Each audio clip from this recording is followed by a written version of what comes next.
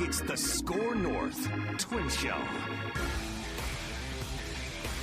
All right, SKOR North Twins Show, live from a rainy and soggy Target Field. Twins and Rangers game 2 tonight of their 3-game series. Twins looking to avenge quite the butt kicking that took place in game 1 on Tuesday. Hey, hit the like button and subscribe button here too on the SKOR North Twins Show YouTube channel. You got us over 5,300 subscribers, so thank you very much. My name's Declan Goff. If you're stumbling upon this, maybe you're a Rangers fan and you're like, what the hell is this? This is the SKOR North Twins Show. I cover the team in a podcast form. You can find our episodes of Trevor Plouffe, former Twins infielder and now current Twins broadcaster, every Tuesday. Phil Mackey, Judd Zolgad also join me throughout the week. So if you haven't already, the like button and subscribe button goes a long way. And a boatload of notes coming at you here. So let's start off with this one here. So the Twins, man, domino effect of starting pitching. They lose Pablo Lopez to a tear strain, which is something Joe Ryan dealt with last year. He initially goes on the 7-day IL. Now he's on the 60-day IL. Best case scenario, you're looking at Pablo Lopez hopefully returning in September. Then you call up Zebby Matthews. You call up David Festa. You have to come bring back Simeon Woods-Richardson, who gets absolutely rocked yesterday. And now you make a waiver claim. Got a new fresh arm coming in here. Joey Wentz. The Twins made a waiver claim off the Pittsburgh Pirates. Joey Wentz, big left-hander, 6'5", 220 pounds. A former first-round pick, actually. He was the 40th overall pick by Atlanta. Technically, but by Atlanta in 2016, about 9 years ago.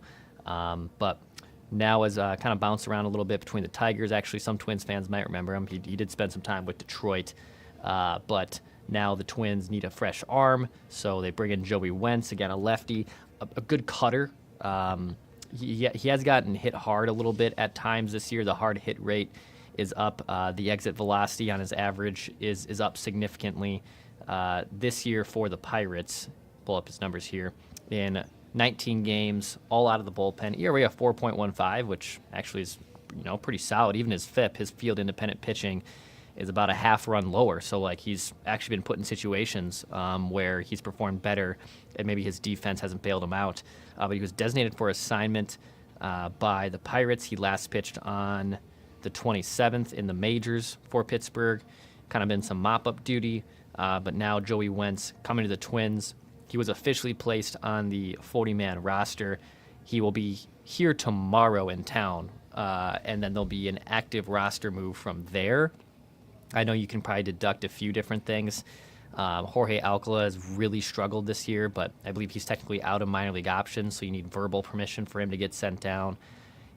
Could they send down Simeon after his kind of failed start up here? I don't know, because then you're going to need a starter again by the weekend.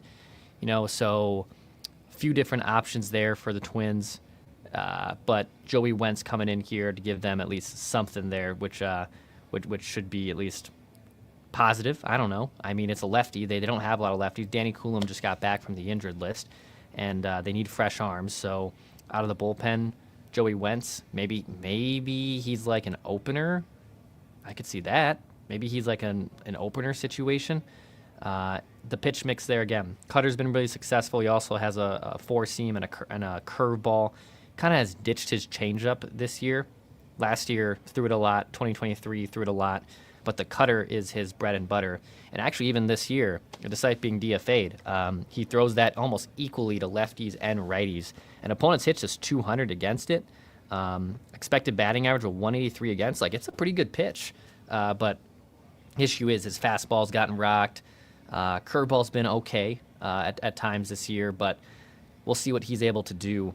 Just looking at some of his other things, since he's kind of like Bailey Ober, he's so large and big, 6'5", 220 pounds. That extension that he has when he releases the ball is obviously pretty significant.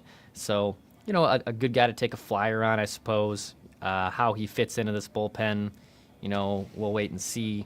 But I think Jorge Alcala might be gone here. He has not been the same since August. And I know fans probably look at the numbers and look at the results and just say, yeah, he just hasn't been good, which is true. Not going to fight you there. But he does have electric stuff. I just don't think he locates it appropriately. I think his mental part of the game has also struggled. Kind of similar to what Marco Raya, Twins prospects, going through right now with the Saints. Like, he actually pitched well today, as the Saints did win. St. Paul did in AAA. But stuff is there. Is the mental stuff, is the mental part of it all the way there? So maybe it's Jorge Alcala going down. Joey Wentz will be here, though, tomorrow, and there will be a corresponding roster move. So follow me on Twitter at Texas Tweets. You can follow this podcast feed as well on the YouTube channel for everything updated. I believe we'll have still a full show tomorrow, plus an extra innings recap from this series from Target Field wrapping up. So still plenty of news to come. By the way, we'll stick it here, and we'll also have an update here on Luke Keaschall. So Luke Keaschall has been out basically since mid-April, about 6 weeks now. He had the forearm fracture. Today was taking ground balls at second base. Now he's been doing that. He's been mixing that in. He is not throwing. He's just physically fielding the ground balls with his left arm and just trying to get comfortable there. He's not throwing yet. He's not hitting yet. Told me that it's still a little bit of some discomfort there. Obviously, you broke a bone in your arm. It's not fun. But still isn't ready to be hitting, but at least is moving around a little bit and able to take some ground balls at second. Good sign. No timetable yet to make his return. He's on the 60-day IL. I believe he's not able to be activated till mid-June. I'd probably put, to be safe, like at least, and there'll be a rehab assignment too, right? I would probably put July 1st, maybe even after All-Star break for the time we see Luke Keaschall back here. But he's at least moving around a little bit. He has now kind of a softer, not even a cast, it's more like a sleeve. I don't know how to describe it. It's not necessarily like a hard cast that he's wearing in there anymore. So, but that'll be good to get him back here. He was such an Energizer bunny for him. He's the Twins' third best prospect. I'll have some prospect updates here too on the back end of this episode. But the speed was there. He just came up and gave the Twins life, and kind of when he got called up, things started to turn around a little bit for a Twins team that was really struggling out of the gate.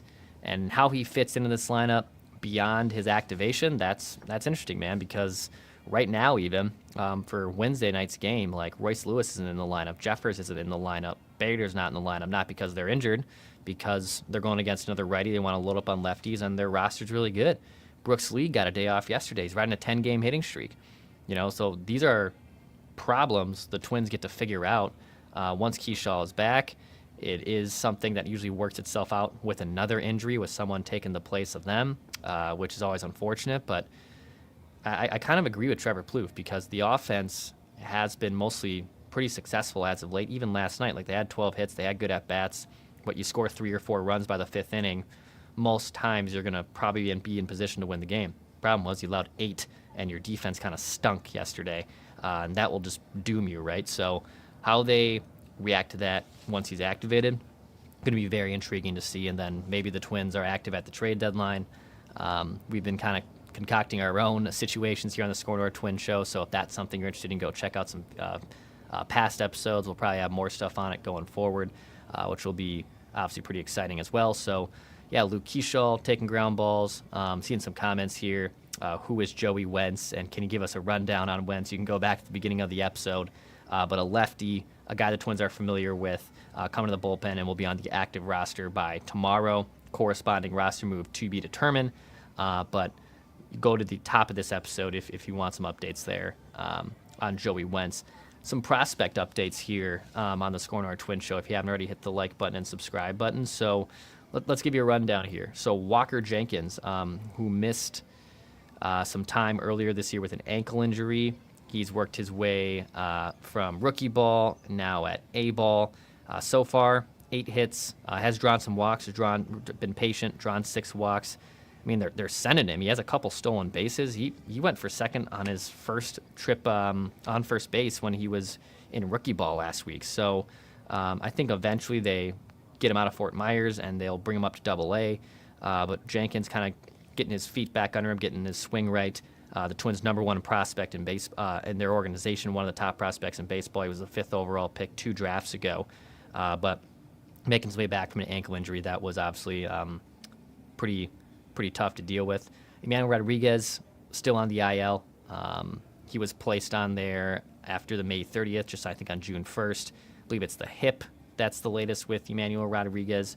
Just a boatload of injuries that have kind of just unfortunately put him in a really tough spot. Hopefully, eventually when he comes back, he's good. But draws a lot of walks, has some pop, plays center field, as high as the 32nd prospect in baseball, but has just dealt with a lot of different injuries last year.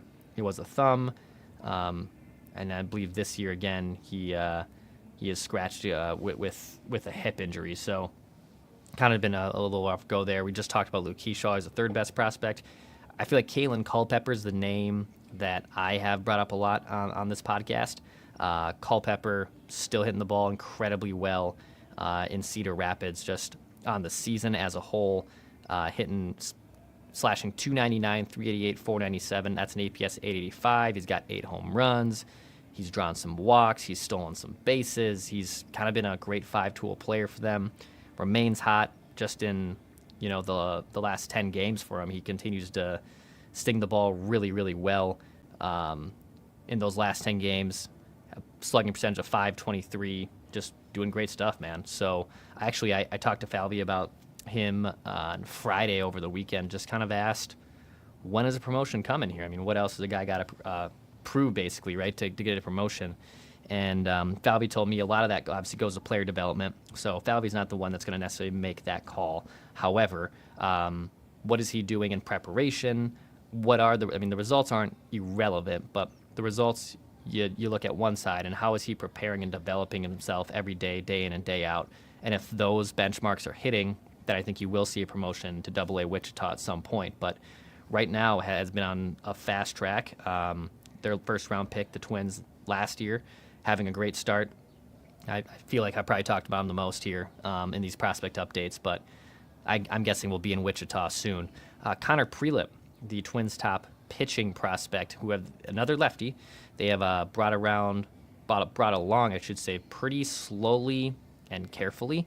He's having a great year so far on the season in Wichita right now after kind of missing some time last year. He has really good numbers, some good strikeout and swing and miss stuff. Struck out 5 over his last 4 2/3 in his last start there. So he's someone else too. Does he become a starter for you, which would be great? I mean, in 9 starts, he has an ERA at 2.7, but they aren't pitching him a lot. They're really restricted with his pitch counts. And even I think there's times where they're not doing the full 5-man rotation. They're actually lowering pitch count so he can pitch more often. So Prelip's a fun one to watch and develop. We'll see where he fits long-term with the Twins. I would be shocked if you saw him at this point in the majors this year, but a fun one to kind of watch happen here. Marco Raya, who at one point used to be the Twins' top pitching prospect. He's had a really rough time this year, but today made the start with the Saints, went 5 innings, struck out 3, did not allow a run, just allowed 2 hits, so an encouraging start there. 22 years old. I wonder if he profiles as a reliever long term. The Saints aren't going to turn him into a reliever, and nor should they. But Raya is someone that was once upon a time their best pitching prospect, and you need as many arms as possible. So they're not going to turn him in to a reliever right away, but someone to continue to watch develop a little bit. Some other highlights here on their top 10 prospect list. Brandon Winokur, also in Cedar A. A lot of these guys, if you're in the Cedar Rapids area, the Iowa area, go watch the Cedar Rapids Colonels, man. I mean, they got a fun lineup that's just playing really good baseball right now. He got off to a slow start, but starting to heat up a little bit. In the last 10 games, hitting 300 down there in Cedar Rapids. Another shortstop, so splitting time with Keisler Culpepper there, who also is a shortstop. That's encouraging. Charlie Soto, a 19-year-old, the Twins' top top teenage, I should say, pitching prospect. Still hasn't thrown, I believe, since April. So I'm not really sure. I've tried to dig on what's going on there, but hasn't thrown in almost 2 months at this point. A few other names here that are worth talking about. CJ Culpepper, that's right, the other Culpepper in this system. He's got the long, flowing blonde hair. He had a hard time ramping up out of spring training. Made a start with rookie ball, made a start with Fort Myers. Made his last start on June 8th over the weekend. Struck out 4 over 3 innings, which was encouraging. A few other ones here. Let's look at Kyle DeBarge, another guy in Cedar Rapids, stealing a ton of bases. So get this. So he has cooled off a little bit from a batting average and just hit standpoint. But so far this season in 52 games, this dude has swiped 33 bags. He almost has as many stolen bases as RBI. He has 39 RBI, 6 home runs, draws a lot of walks too, 42 walks, 33 stolen bases, has scored 45 runs this year. An intriguing prospect here.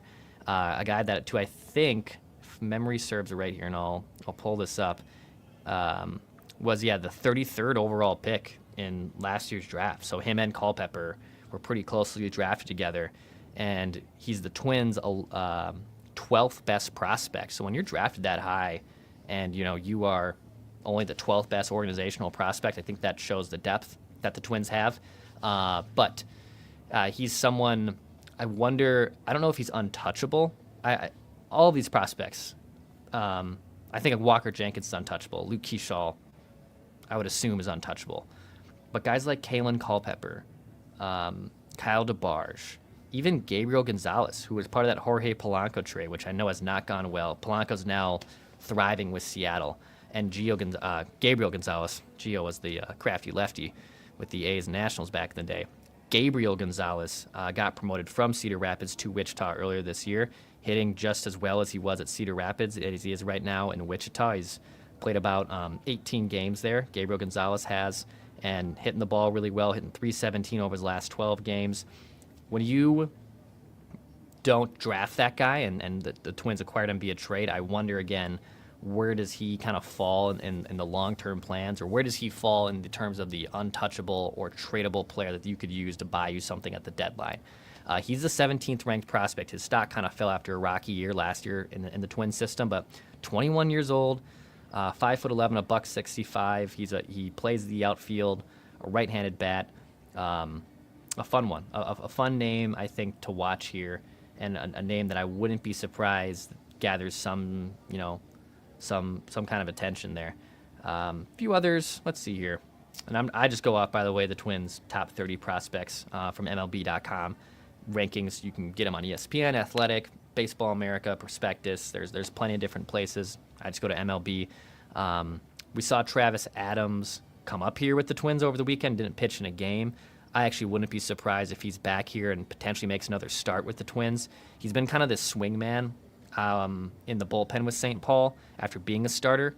So someone that can maybe make a start in a pinch, or like gets the first or second time through as a opener starter hybrid. Wouldn't be surprised if he makes a start with the Twins at some point. But he started yesterday for the Saints. Is it Peyton? I believe it's Elis. A great story. A dude that's all of 5'5", and all he does is just hit. Last year, went from A-ball to high A-ball to AAA, hit .306. Started the year hurt this year, but once again, hitting really well with St. Paul. He is the 22nd ranked prospect. So, yeah, there's some fun prospects here to be on the lookout for. And again, I like mixing some of this stuff in. It was something you guys asked for in the comment section in the feedback tab last year. So if you like these type of updates, hit me up if you want more information. I do try to dig and figure out more intel, and instead of just looking at box scores, I try to get some background on them, either from Twins officials or other kind of minor league and prospect updates. Got people that are more plugged in than me. But if this is stuff you like, awesome. Let me know if you wanted more info on that. Hit that like button and subscribe button too here on the SKOR North Twins Show YouTube channel. I really appreciate you guys hanging out. I'm live at Target Field here. Tarp's on the field. We don't really do game previews here, but Tarp is on the field here, and I think should be fine getting this game in. Tomorrow is actually the bigger question. It's a 12:10 first pitch here at Target Field, and I think rain's coming at 2, so that one might be a little bit more concerning. Hopefully the Twins get both these games in, and are able to not have to do any double headers, because that's never fun. Texas obviously isn't coming back here either. So, but my name is Declan Goff. Thank you guys. Appreciate you hanging, watching here, listening on the Apple and Spotify side. By the way, if you're coming to Target Field for a future game, Element Hotel is a great spot to check out. It's just literally steps down the field, pun intended here, from Target Field. and you can go to skornorth.com/element and save 15% off your room rates. Whether you're an out-of-town fan watching some SKOR North Twin Show content, whether you're looking for a place to stay when you're coming back into Minnesota. This is that's a great hotel. It's a sponsor of the SKOR North Twin Show. skornorth.com/element. The more you support our sponsors, the more you support our channel here. Just keeps everything moving here. So I appreciate you guys supporting that and everything else. You can follow me at Dex's Tweets for any updates from the game and from anything Twins related. Probably a show with Mackie and Judd tomorrow too on this channel and the SKOR North Twin Show podcast feed. My name's Declan Goff. We'll be talking at you soon.